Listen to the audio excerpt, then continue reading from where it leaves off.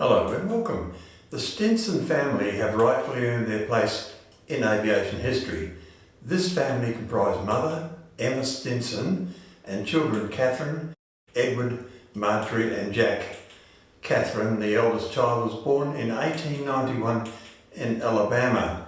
She was an aviation pioneer who in 1912 became the fourth woman in the United States to earn the FAI pilot certificate when she was just aged 21. Harriet Quimby, Matilda Mozart and Julia Clark preceded her. Katherine set flying records for aerobatic manoeuvres, distance and endurance. She was the first female pilot employed by the US Postal Service and the first civilian pilot to fly the mail in Canada. She was also one of the first pilots to ever fly at night and the first female pilot to fly in Canada and Japan. She took flying lessons from the well-known aviator Max Lilley, a pilot for the Wright Brothers, who initially refused to teach her because she was female. Katherine was able to solo the Wright B after only 4 hours of instruction. By comparison, it took me 13 hours to solo. 1 year on, Katherine became an instructor. That is remarkable in itself. Nothing much is known about Mother Emma's interest in aviation, but she clearly thought that aviation was the future for her family. Her husband had left her, leaving her to raise the 4 children alone. It was April 1913 that Emma, Katherine, Eddie and Marjorie incorporated the Stinson Aviation Company to manufacture, sell, rent and otherwise engage in the aircraft trade. This is just a decade on from the first controlled powered flights in the world. Remarkable. In 1915, the Stinson family established the Stinson Municipal Airport and the Stinson School of Flying, which would become one of the top flying schools in the country. Katherine and Marjorie's first pupil was brother Eddie. Emma managed the school, Katherine financed it and instructed. Eddie worked as a mechanic and Marjorie instructed as well. Katherine made a 6-month tour of China and Japan, becoming one of the first female pilots to fly in Asia. All of her stunt flying was done in aircraft using the Wright control system, which uses 2 side-mounted levers for pitch and roll with top-mounted controls for throttle and yaw. No one said that was easy. Marjorie Stinson learned to fly in June 1914 at the Wright School in Dayton, Ohio. She was following in the footsteps of her sister Katherine. With instruction from Howard Reinhardt, she was able to solo after 4.5 hours. In 1915, Marjorie was the only woman admitted into the US Aviation Reserve Corps. Brother Edward Stinson was born in 1893. In September 1913, he learned to fly at the Wright School in Dayton, Ohio from Roderick Wright, so just 4 months after Marjorie. Edward helped support the family's Stinson School of Flying, earning his FAI certificate in 1915. After the US entered World War I in 1917, the government prohibited civilian flying in order to direct all aviation resources to the Army and Navy for the war effort. This caused the closure of the Stinson School of Flying in 1917. In World War I, Edward served as a flight instructor for the United States Army Air Corps at Kelly Field. Construction was still underway when 4 JN-4 Jennies landed on what had recently been a cotton field.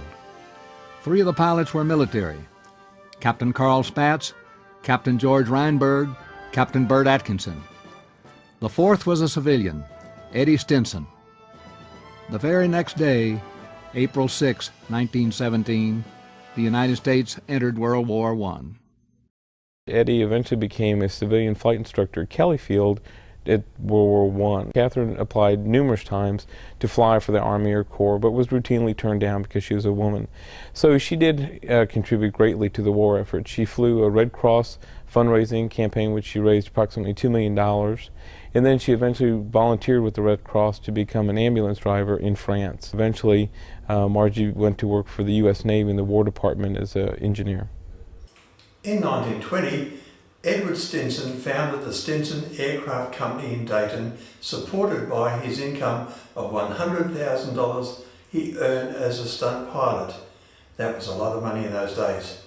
In 1921, he set a world endurance record for flight, and the following year he worked as a test pilot for the Stout Engineering Company, becoming the test pilot for the all-metal Stout ST-1 bomber.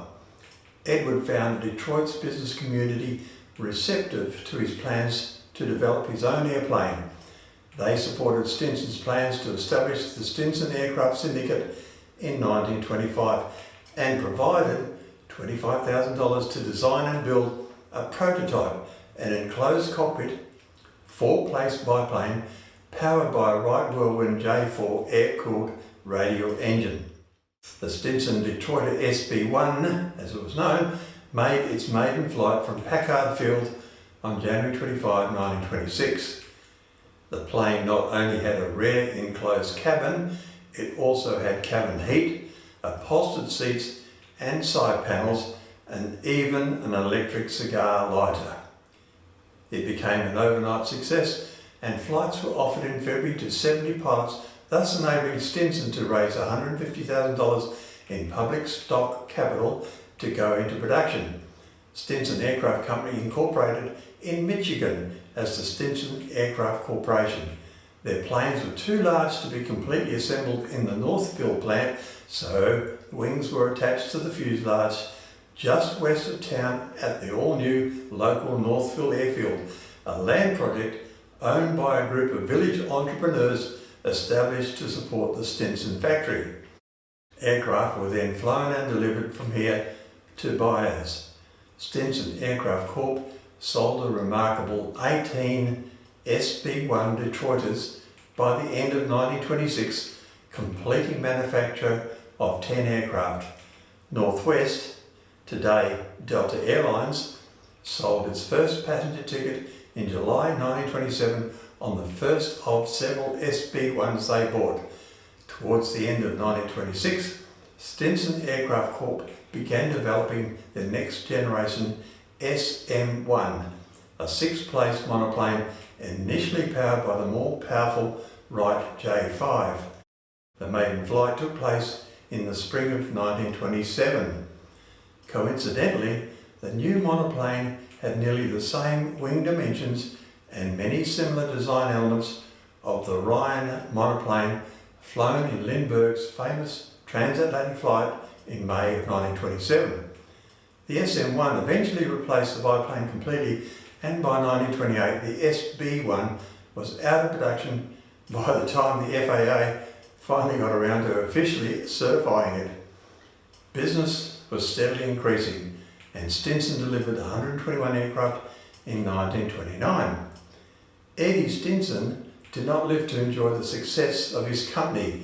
He died in an air crash in Chicago, Illinois in 1932 whilst on a sales trip. At the time of his death at age 38, Stinson had acquired more than 16,000 hours of flight time, more than any other pilot at the time. The Stinson name did not last for long past the end of World War II. Eddie Stinson's death accelerated the assimilation of Stinson Aircraft Corporation into a larger corporate entity, first by Cord Corporation, then by Aviation Corporation, and later by Consolidated Vultee.